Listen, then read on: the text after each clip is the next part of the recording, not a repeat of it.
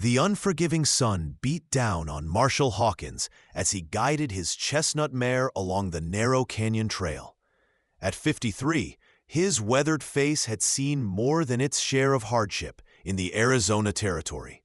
The year was 1878, and after a lifetime of ranging from Texas to Montana as a cavalry scout, bounty hunter, and finally as a U.S. Marshal, he'd come to these remote canyons, hunting a band of raiders who'd been terrorizing settlements along the southern frontier. His broad shoulders carried a Winchester repeating rifle in a leather scabbard, while a Colt single-action Army revolver, the famed Peacemaker, rested in a worn holster on his hip. 3 days of tracking had led him deeper into Apache territory than most white men dared venture. But Marshall had never been one to abandon a mission, even when the trail grew dangerous. "Easy, Bell," he murmured as loose rocks skittered beneath his horse's hooves. The path narrowed dangerously, hugging the canyon wall with a sheer drop of at least 200 feet to his right. A hawk circled overhead in the cloudless blue sky. Its piercing cry, the only sound besides the steady clop of Bell's hooves and the occasional tumble of displaced stones into the abyss below. Marshall pulled his hat lower against the glare, the sweat soaking through his faded blue cotton shirt. He'd been following tracks that suggested at least 6 riders, though they'd been careful to stick to hard ground wherever possible. These weren't ordinary bandits. They moved like men with military training or indigenous knowledge of the land. His instincts told him they were somewhere ahead, perhaps waiting to ambush anyone foolish enough to follow. "I'd appreciate it if you would subscribe to the channel. I'm curious, what city are you watching from today?" The warning came too late. A sudden crack split the air as the narrow ledge gave way beneath Bell's right hoof. Marshall felt the sickening lurch as his faithful companion lost her footing, her panicked whinny cutting through the canyon's silence. He kicked free of the stirrups as the horse began to slide toward the edge, knowing his only chance was to throw himself toward the canyon wall. His body slammed against the rough stone face as Bell disappeared over the edge with a terrified scream. For one terrible moment, Marshall's fingers scrambled for purchase on the crumbling rock, his boots seeking any foothold on the treacherous path. A lifetime of frontier reflexes saved him as he managed to grasp a twisted juniper root protruding from the canyon wall, his body dangling over the precipice as rocks and debris continued to rain down into the chasm below. Breathing heavily, muscles straining, he pulled himself inch by agonizing inch back onto what remained of the path. Blood trickled from scraped knuckles and a gash on his forearm where sharp stone had torn through his sleeve. From below came the sickening thud and subsequent silence that told him Bell hadn't survived the fall. Marshall lay on his back, staring up at the merciless sky, allowing himself just a moment of grief for the loyal mare who'd carried him through 3 territories. Everything he owned, except his sidearm and the canteen still strapped to his belt, had gone over the edge with her. Provisions, ammunition, his bedroll, and most critically in this sun-baked country, his water supply. The hard truth settled in his gut. He was stranded in hostile territory. At least 2 days walking, ride from the nearest settlement, with limited water and no mount. After catching his breath, Marshall rose to his feet, wincing at the pain shooting through his right ankle. Not broken, but badly twisted in the fall. He peered over the edge, hoping against hope that Bell might have somehow survived. But the sight of her broken body on the rocks below confirmed what he already knew. His path forward was blocked by the collapsed section of trail, leaving only the option to backtrack and find another route, or attempt to descend into the canyon itself. With the sun already beginning its western slide, he knew he needed to find shelter before nightfall brought the desert's bitter cold. A man alone in Apache country without a horse was as good as dead, unless he kept his wits about him. Marshall checked his Colt, still loaded with 5 rounds, with a box of 20 more bullets in his pocket. Small comfort against the wilderness, but better than nothing. The descent into the canyon was treacherous, each step sending cascades of loose rock tumbling below. Marshall's injured ankle protested with every movement, but he gritted his teeth against the pain and continued his careful climb down, using the sparse vegetation and rock outcroppings as handholds. The canyon floor seemed to recede rather than approach, a cruel illusion of distance that had claimed many inexperienced travelers in these lands.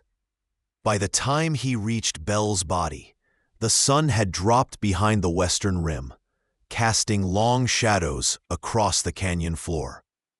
He removed his hat briefly in respect before retrieving what supplies had survived the fall. His canteen, now dented but thankfully still containing water, a small pouch of jerky from the saddlebag, and his rifle, its stock cracked but the action still functional when he tested it. Night in the desert brought an eerie silence broken only by the occasional call of hunting creatures.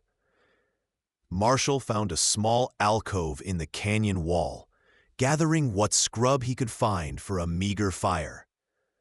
The flames cast dancing shadows on the rock face as he assessed his situation with the cold calculation of a man who had faced death more times than he cared to remember.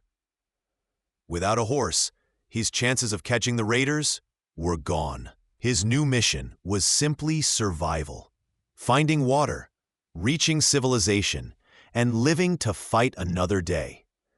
He chewed thoughtfully on a piece of jerky, rationing his precious supplies.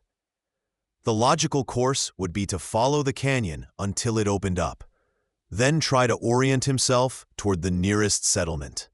As he stared into the flames, Marshall couldn't shake the feeling he was being watched. Years on the frontier had honed his senses to a razor's edge, and right now they were screaming danger. Dawn broke with the hushed beauty that only the desert knows, a gradual lightening of the eastern sky, the rock walls turning from black to deep purple to rusty red as the sun crested the horizon. Marshall had slept fitfully, his hand never far from his Colt, waking at every sound. His ankle had stiffened overnight, and he grimaced as he tested his weight on it. Gathering his meager supplies, he doused the remnants of his fire and began to make his way along the canyon floor, using his rifle as a makeshift walking stick. The morning air still held the night's coolness, but he knew it wouldn't last. By midday, the sun would turn the canyon into an oven, and his half canteen of water wouldn't sustain him for long. He needed to find a water source, and soon. It was near midday when Marshall first noticed the signs, subtle markings on the canyon walls that the untrained eye would miss entirely. Small pictographs, some fresh and others centuries old, indicating directions and warnings in the ancient language of the land's first inhabitants. He'd learned to read some of these signs during his years scouting for the cavalry, though many tribes kept their meaning secret from white men. These particular markings suggested he was approaching a place of significance, perhaps a water source or a camp. Both possibilities carried their own dangers. If it was a water source, it might be watched. If it was a camp, he could be walking into a nest of hostiles. Either way, caution was his only ally now. Marshall slowed his pace, moving from shadow to shadow, his eyes constantly scanning the canyon walls and the path ahead. The water revealed itself first as a sound, a gentle trickling that seemed almost miraculous after hours in the parched canyon. Following the noise, Marshall discovered a small spring emerging from the rock face, creating a shallow pool before continuing as a thin stream along the canyon floor. Concealing himself behind a large boulder, he observed the area carefully before approaching. The ground around the spring showed signs of recent use, footprints smaller than his own, made by moccasins rather than boots. Women and children, most likely, coming to gather water. The realization brought both hope and concern. Where there were Apache women and children, warriors wouldn't be far. Still, his need for water outweighed the risk. After watching for nearly an hour with no sign of movement, he approached the spring cautiously, refilling his canteen and drinking deeply from cupped hands. The cool water a blessing on his parched throat. The attack came without warning, silent and swift as was the Apache way. One moment, Marshall was kneeling by the spring. The next, a slender cord had dropped around his neck from above, tightening with practiced efficiency. Instinctively, he reached for his Colt, only to feel the cold press of a knife blade against his ribs. "Move and die, white man," came a woman's voice in accented but clear English. Marshall froze, recognizing the futility of resistance. The lasso around his neck slackened slightly, enough for him to breathe, but not to escape. Rough hands relieved him of his weapons as he was pulled to his feet. Turning slowly, he found himself facing not the warriors he'd expected, but a group of 5 women, each armed with either a knife or a captured cavalry revolver. Their faces were painted with red ochre, their dark eyes regarding him with a mixture of suspicion and cold determination. The eldest, a woman perhaps in her 40s, with strands of gray in her long black hair, stepped forward. "Why do you come to our canyon, Marshall?" she asked, gesturing to the badge still pinned to his vest. "My horse fell," Marshall replied simply, seeing no point in lies. "I'm tracking raiders who've been attacking settlements south of here. 6 men, riding together, armed and dangerous." He kept his hands visible, knowing any sudden movement could be his last. The women exchanged glances, a silent communication passing between them. The leader's expression remained impassive, but something flickered in her eyes at the mention of the raiders. "These men you seek," she said finally, "they passed through 3 days ago. They camp in the valley beyond the canyon's end." She studied him with the intensity of a hawk eyeing potential prey. "You would hunt them alone? Without a horse?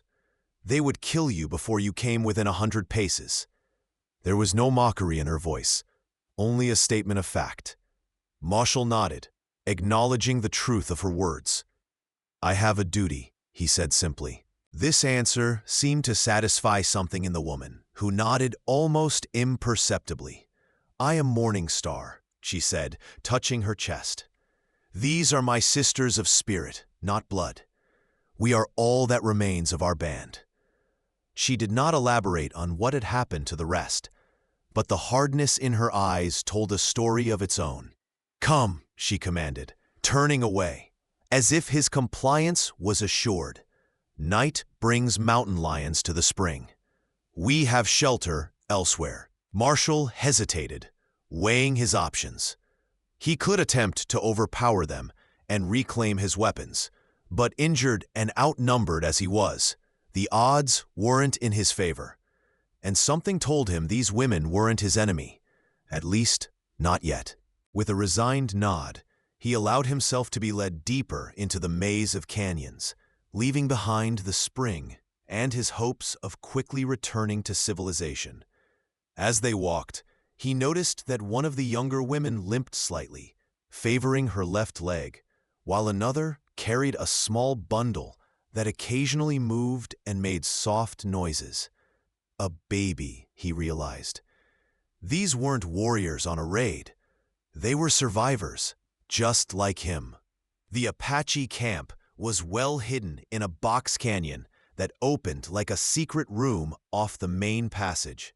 A small, clear stream cut through its center, nurturing a surprising patch of greenery in the desert landscape. Simple shelters of brush and animal hides dotted the perimeter, positioned to catch the shade as the sun moved across the sky.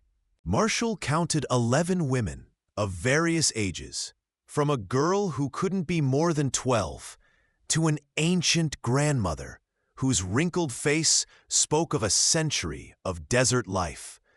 3 small children played near the stream under the watchful eye of a young woman, while 2 others tended a cooking fire. There were no men present, no warriors, no elders, no boys old enough to draw a bow.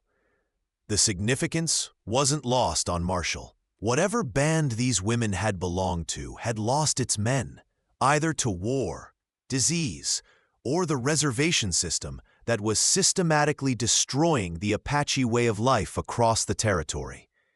As they entered the camp, activity ceased, all eyes turning to assess the stranger in their midst.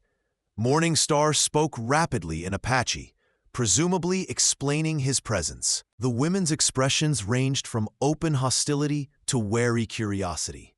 Marshall remained still, allowing their scrutiny, understanding that his fate rested entirely in their hands. Finally, Morning Star turned to him. "You will stay here tonight," she said, pointing to a small shelter near the canyon wall. "Tomorrow, we will decide what to do with you." It wasn't a request, nor was it a threat, simply a statement of how things would be. Marshall nodded his acceptance. His weapons weren't returned, though his canteen was. As the sun began to set, he was brought a wooden bowl containing a stew of rabbit, wild onions, and what looked like cactus pads. The food was simple but nourishing, and he ate gratefully, watching the camp's evening routine unfold around him. As darkness fell, the women gathered around the central fire.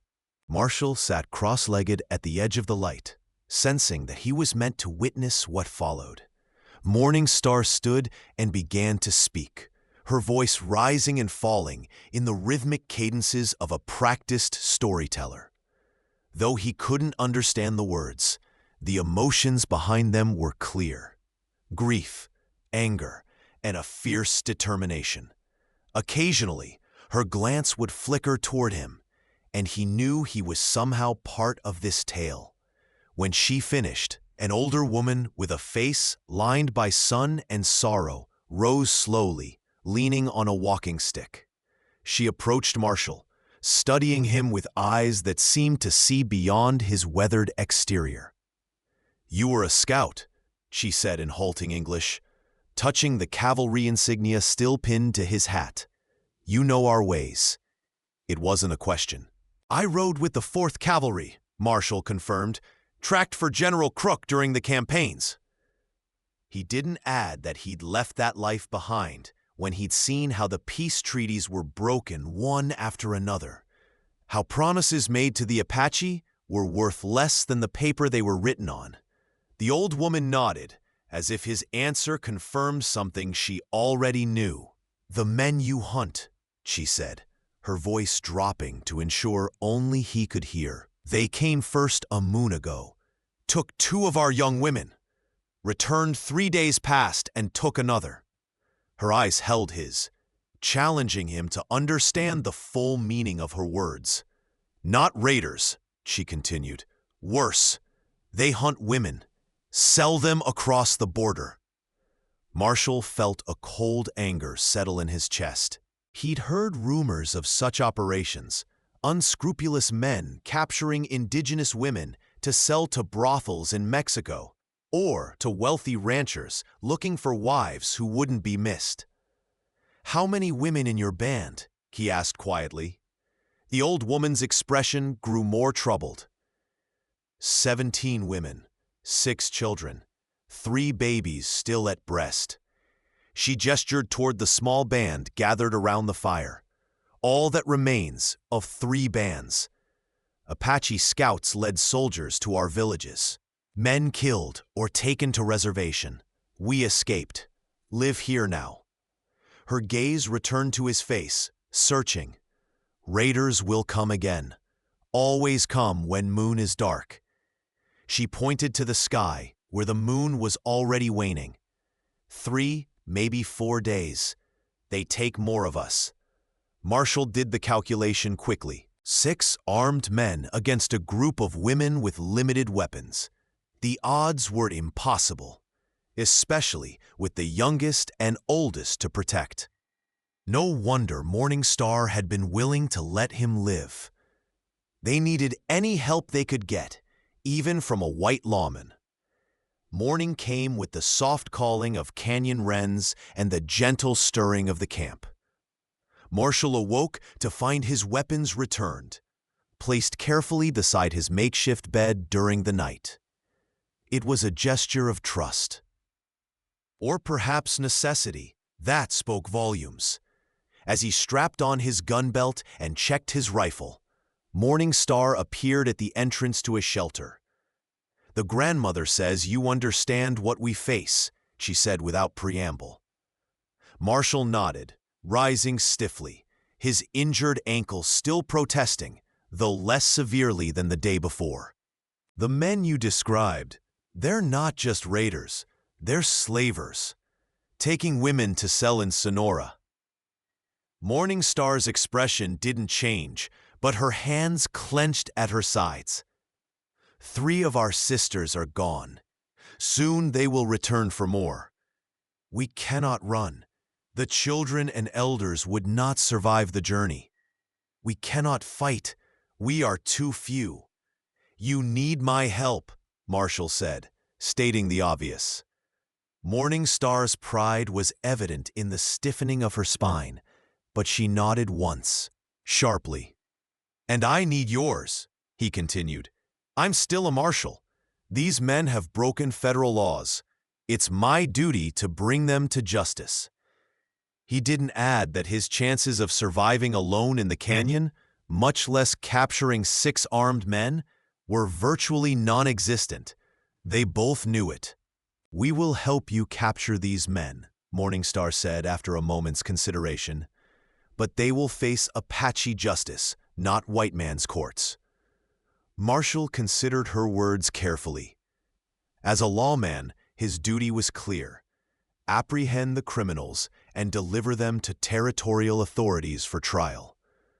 But he'd seen enough frontier justice to know that men who preyed on savages often walked free, protected by corrupt officials or sympathetic juries.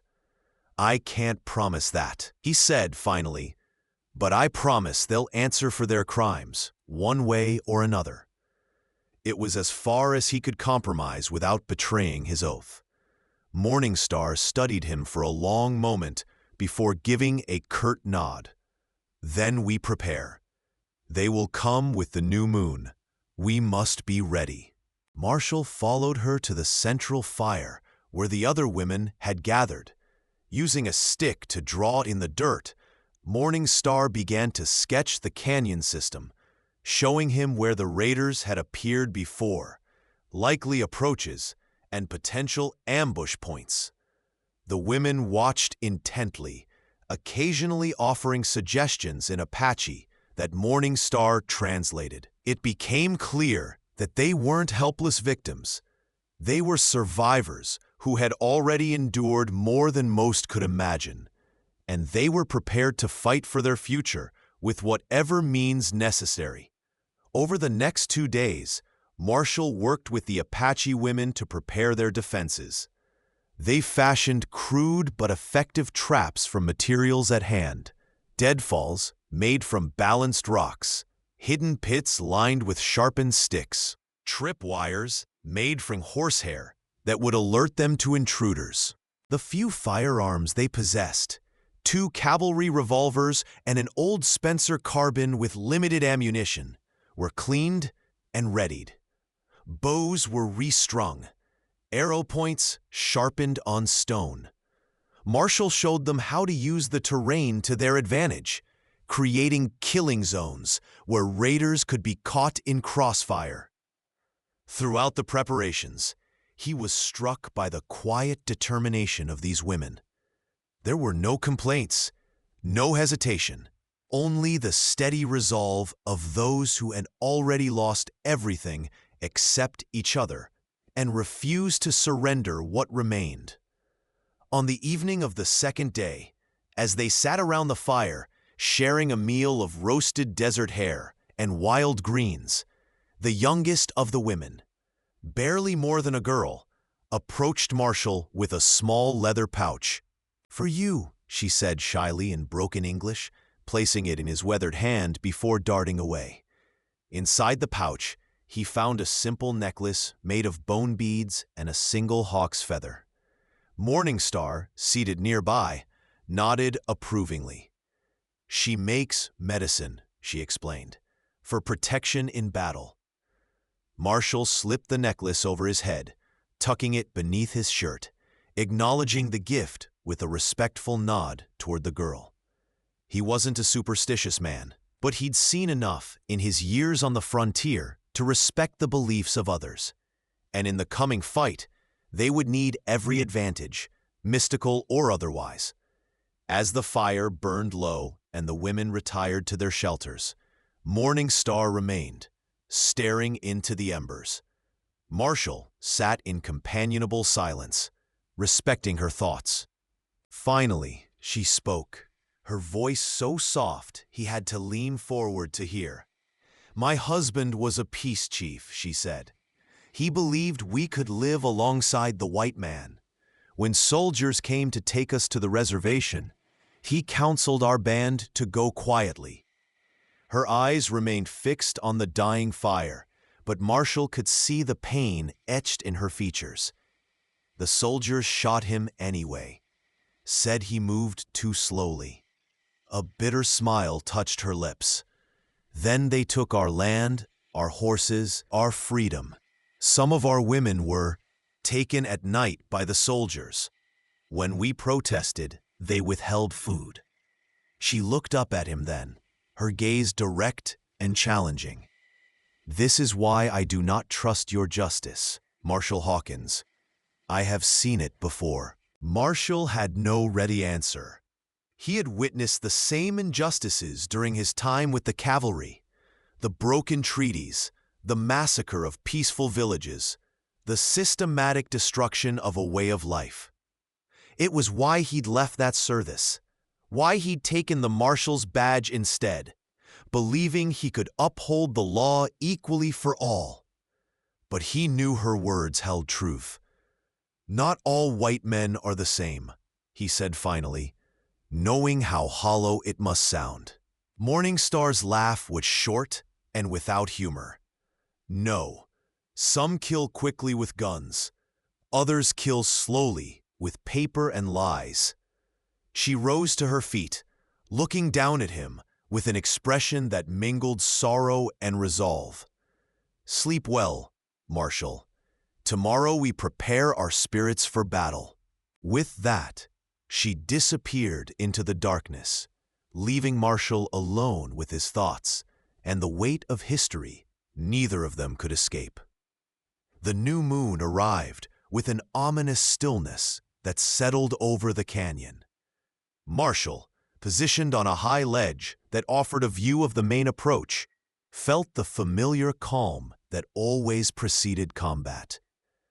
Below, hidden among rocks and brush, the Apache women waited in the positions they had rehearsed over the past days. Their plan was simple but effective.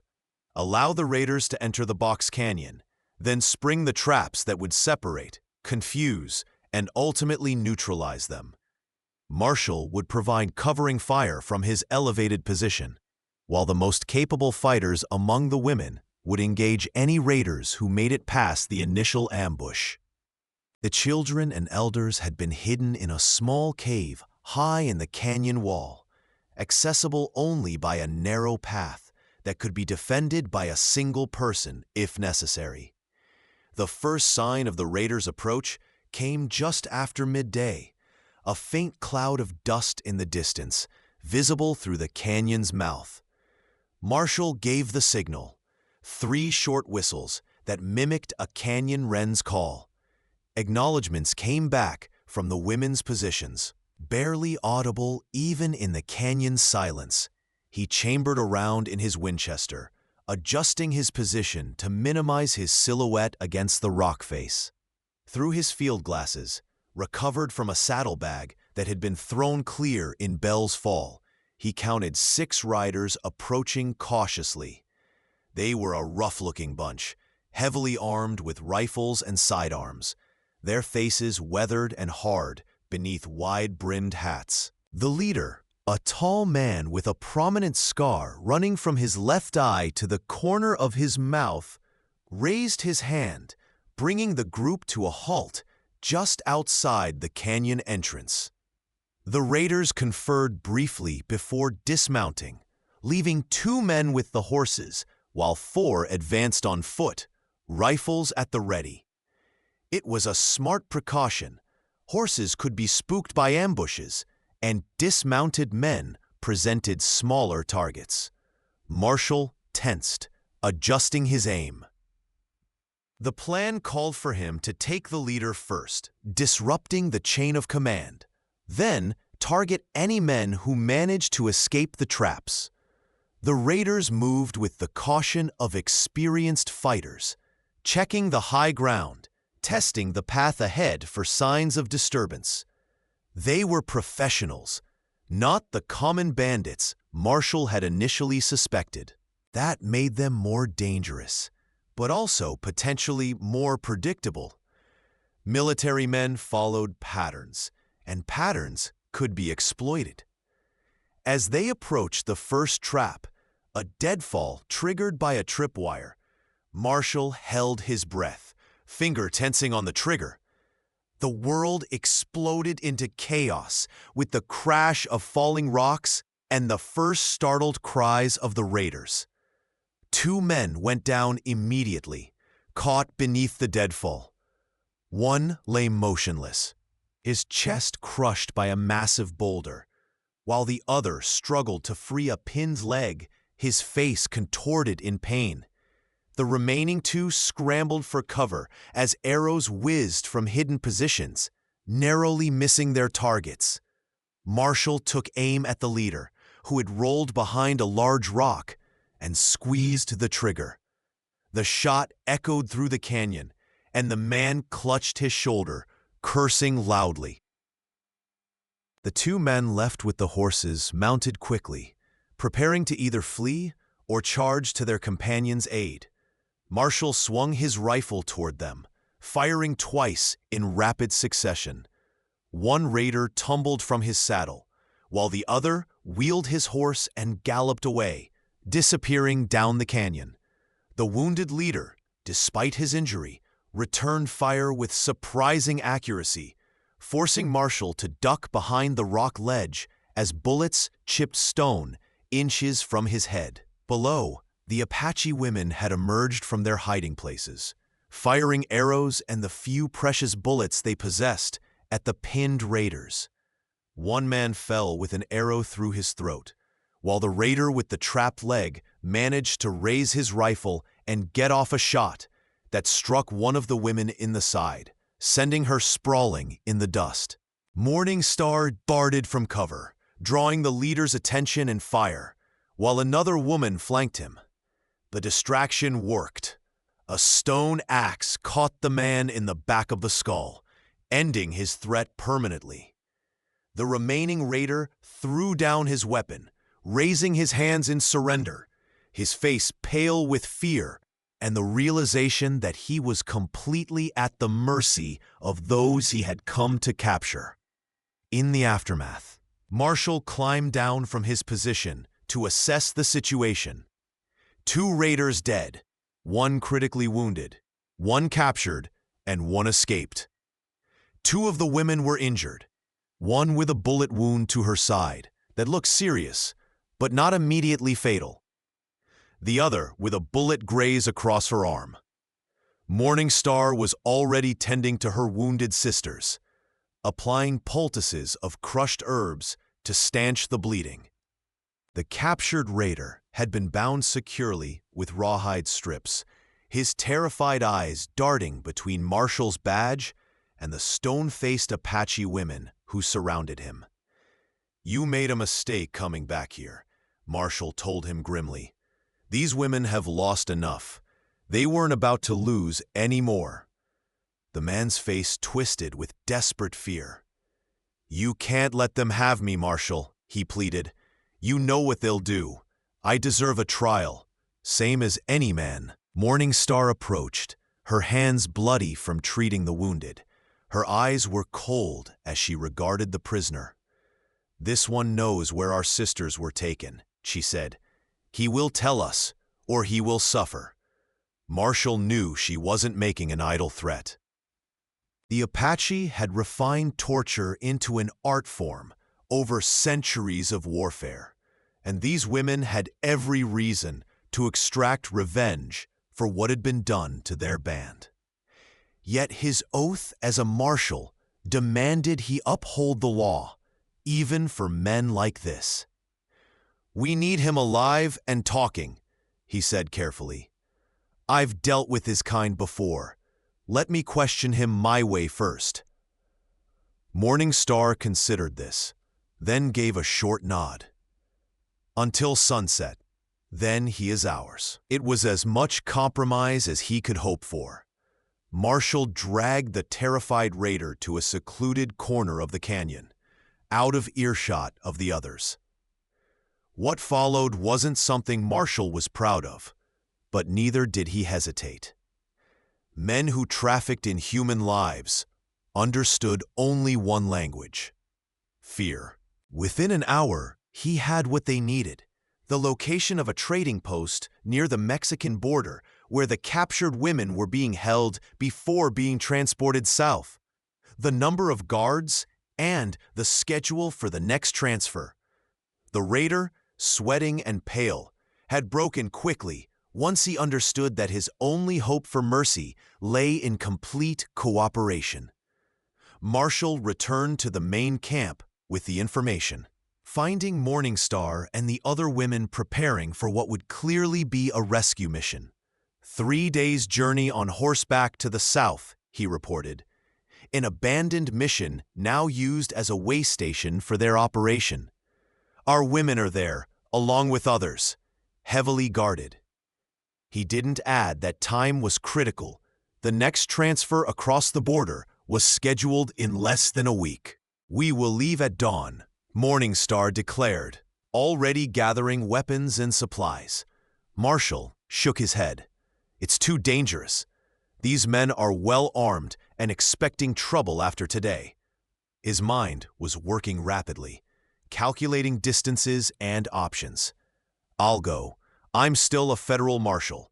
I can request assistance from the cavalry outpost at Fort Grant." This suggestion was met with bitter laughter from several of the women. "The Bluecoats will not help," said the eldest, her voice cracking with age and emotion. "They do not come when Apache women cry for justice." Marshall couldn't argue. She was probably right. Relations between the Army and the Apache nations had deteriorated to the point where any complaint from indigenous people was routinely ignored or dismissed. "Then I'll go alone," he said firmly. "I've dealt with operations like this before. I know how to approach without being seen." Morningstar stepped close, her voice lowered so only he could hear. "And if you fail, if you are killed or captured, what happens to our sisters then?" Her eyes held his, challenging. "We are coming with you, Marshall. This is not your decision to make." Marshall recognized the steel in her voice, the same determination that had kept these women alive against all odds. He knew arguing would be futile. Instead, he nodded slowly, his mind already shifting to how they could maximize their chances with the forces available. "We'll need horses," he said pragmatically, "and more ammunition." Morningstar's slight smile held a predatory edge. The raiders' horses will serve us, and they will not need their weapons anymore. Marshall glanced toward their bound prisoner, who watched the exchange with growing terror. "And him?" he asked, though he already suspected the answer. "Justice has been served for 2 of our sisters," Morningstar said coldly. "One remains missing. He will answer for her." Marshall felt the weight of his badge, the oath he'd sworn to uphold the law. But he also understood the harsh reality of frontier justice, where formal courts were distant or indifferent, especially when it came to crimes against indigenous people. After a long moment, he nodded once and turned away.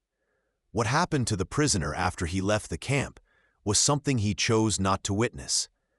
Some compromises left stains on a man's soul, but he'd long ago learned that perfect justice was a luxury rarely afforded in these territories. His focus now had to be on the living, the women still held captive and awaiting a fate worse than death. By dawn, they would be riding south, an unlikely alliance bound by a common purpose, to bring their people home. The journey south pushed both man and women to their limits. Riding the captured horses and armed with the raiders' weapons, they traveled through terrain that would have daunted less determined souls. Scorching days where the sun beat down mercilessly on the exposed landscape. Cold nights where they dared not light fires for fear of being spotted. Water was scarce. Each precious source marked on the crude map Marshall had forced from their prisoner before his end. Despite their different backgrounds, a wordless understanding had developed between the Marshall and the Apache women. They moved with the efficiency of a unit that had fought together for years rather than days, each recognizing the other's strengths and compensating for weaknesses. Morningstar's natural leadership complemented Marshall's tactical experience, creating a formidable combination. On the 3rd day, they crested a ridge to see their destination in the valley below, a crumbling Spanish mission, its adobe walls baked to the same dusty brown as the surrounding hills. Through his field glasses, Marshall surveyed the compound carefully. The raiders had chosen their base well. The thick walls offered protection, with only 2 visible entrances, the main gate facing north, and a smaller door on the eastern side, probably leading to what had once been the chapel. Guards patrolled the perimeter, rifles cradled in their arms. Marshall counted 8 men, more than they had anticipated. In the courtyard, women moved listlessly between tasks, closely watched by armed overseers.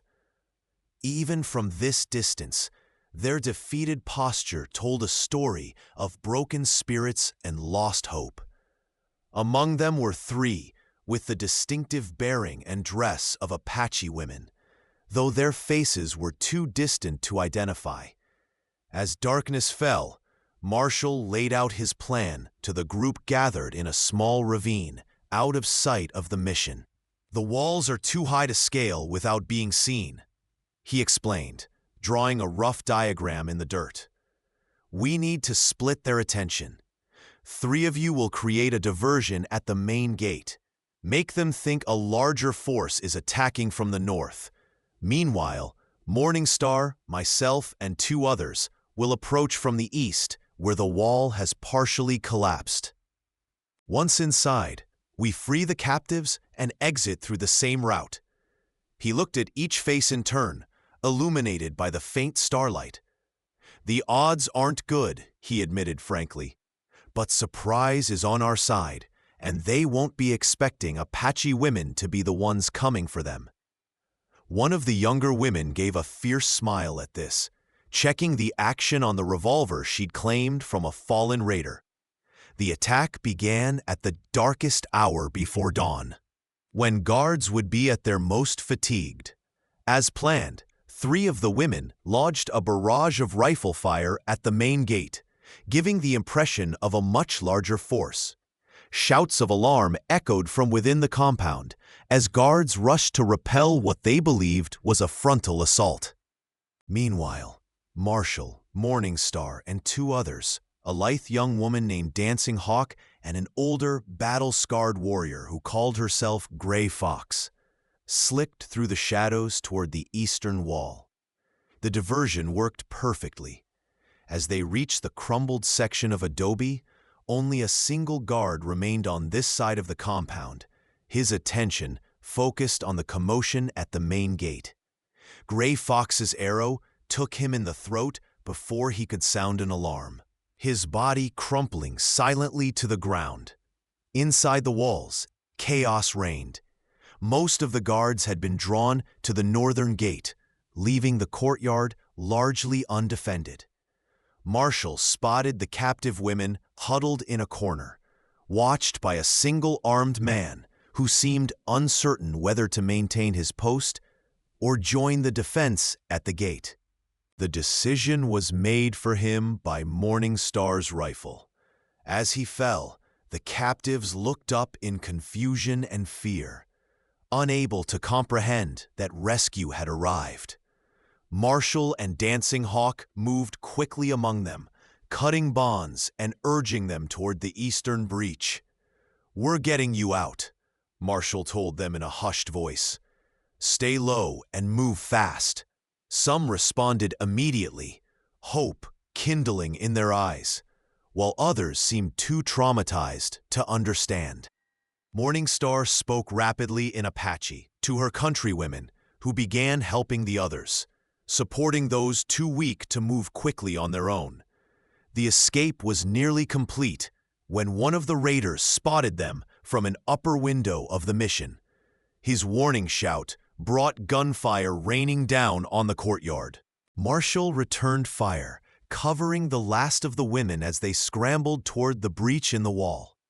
A bullet grazed his arm, and another tore through his hat, but adrenaline kept him moving. As he turned to follow the escapees, he saw Morningstar fall, a red stain spreading across her shoulder. Without hesitation, he ran to her, lifting her despite her protests. "Leave me," she gasped. "Save the others." Marshall ignored her, half carrying, half dragging her toward the exit as bullets kicked up dust at their heels. They tumbled through the opening just as mounted raiders burst from the main gate, preparing to circle around and cut off their escape.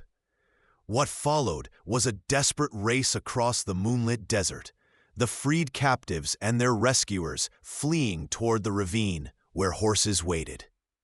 The raiders gained ground quickly, their shouts growing louder as they closed the distance. Marshall, still supporting the wounded Morningstar, knew they wouldn't all make it at this pace. Handing her off to Gray Fox, he turned to face their pursuers, dropping to one knee and raising his Winchester.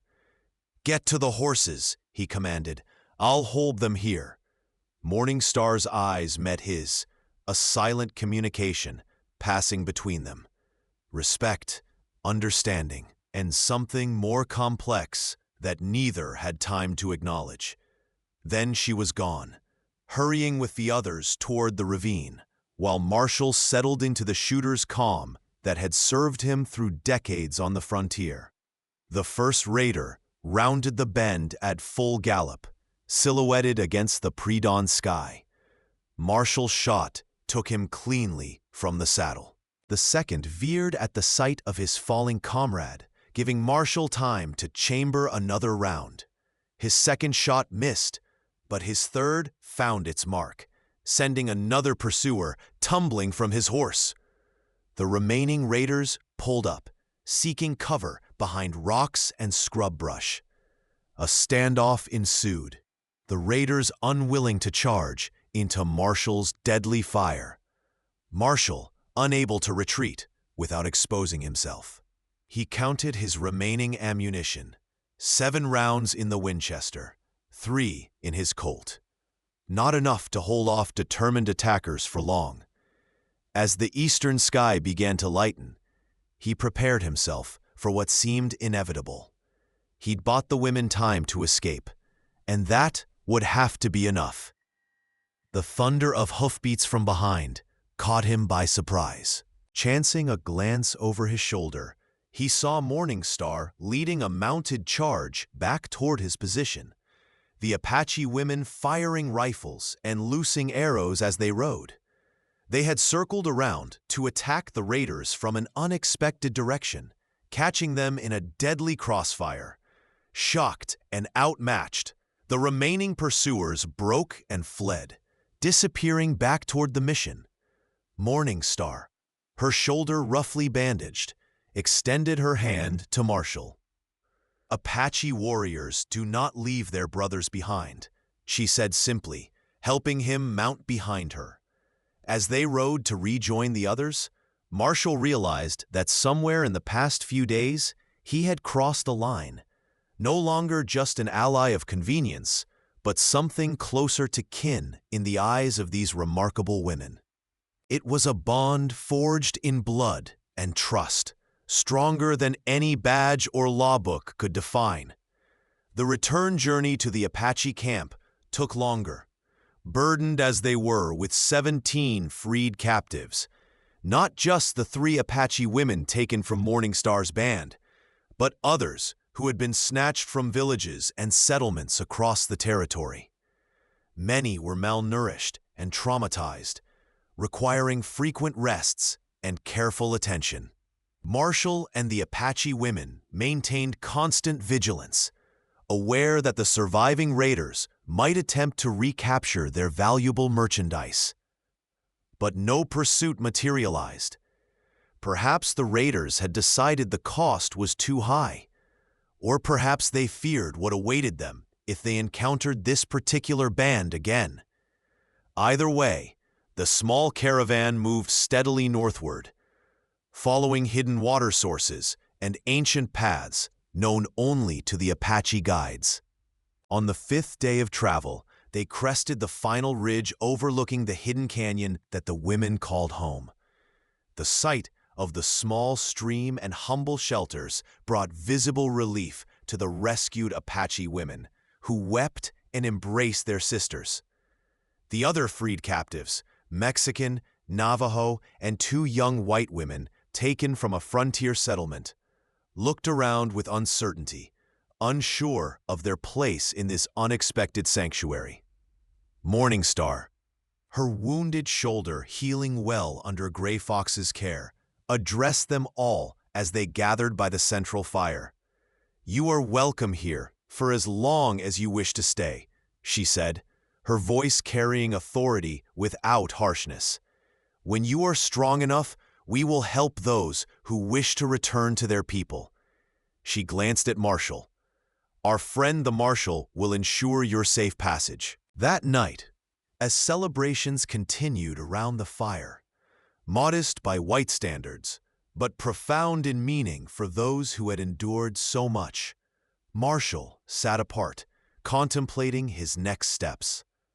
His duty as a marshal called him back to territorial authorities to report the slave trading operation and ensure the surviving raiders faced justice. Yet he knew the wheels of frontier law moved slowly, if at all, especially when the victims were indigenous women. And there was the matter of the freed captives. Some had homes to return to, but others, particularly the Apache women from bands that no longer existed, had nowhere else to go. Morningstar approached, seating herself beside him with the fluid grace that belied her recent injury. For a time, they sat in companionable silence, watching the flames dance in the cool night air. "You are troubled," she observed finally, not looking at him, but at the fire. Marshall nodded, knowing she would sense the movement even if she didn't see it. "I have a duty," he said, touching the badge on his vest. "To report what happened, to try to stop others like those raiders." Morningstar considered this, her profile sharp against the firelight.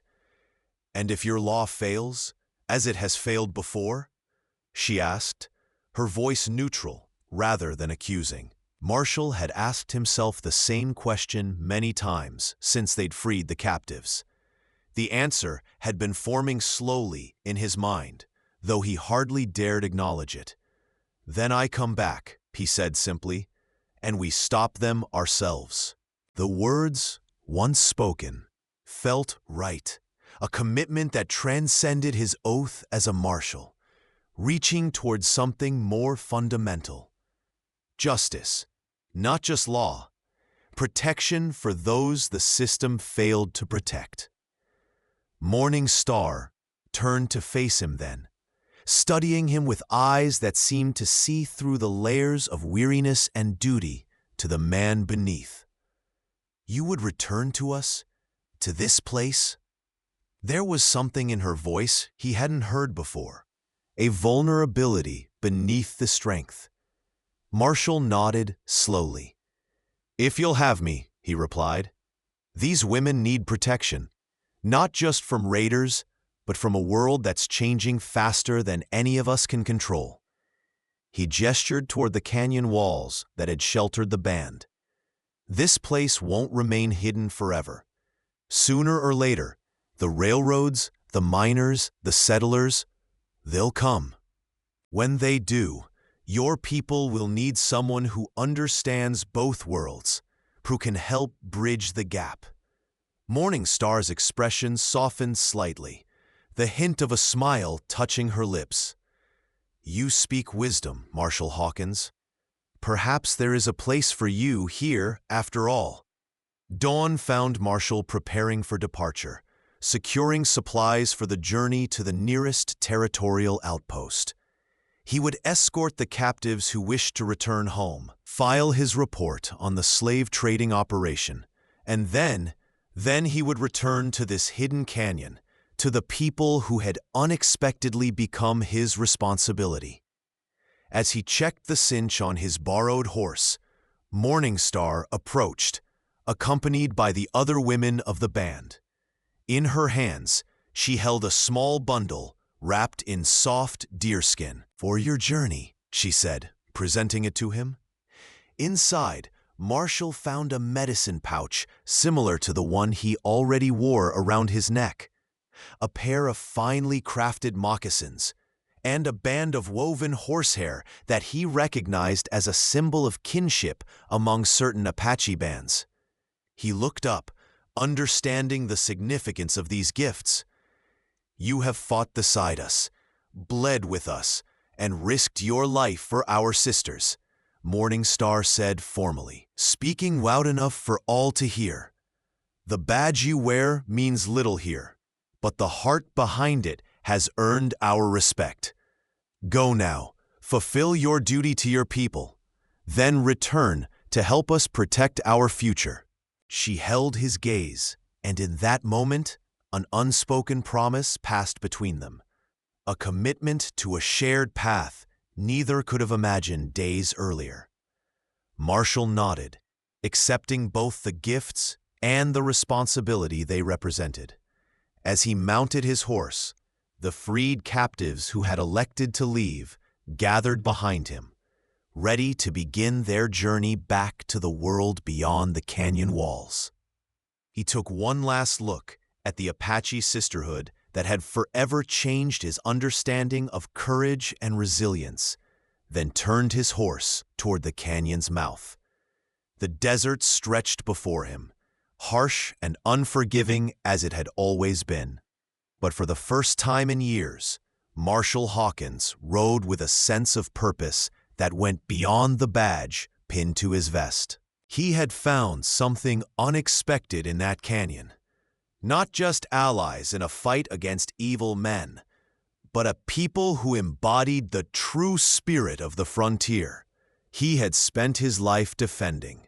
A people who needed him, and whom he needed in turn.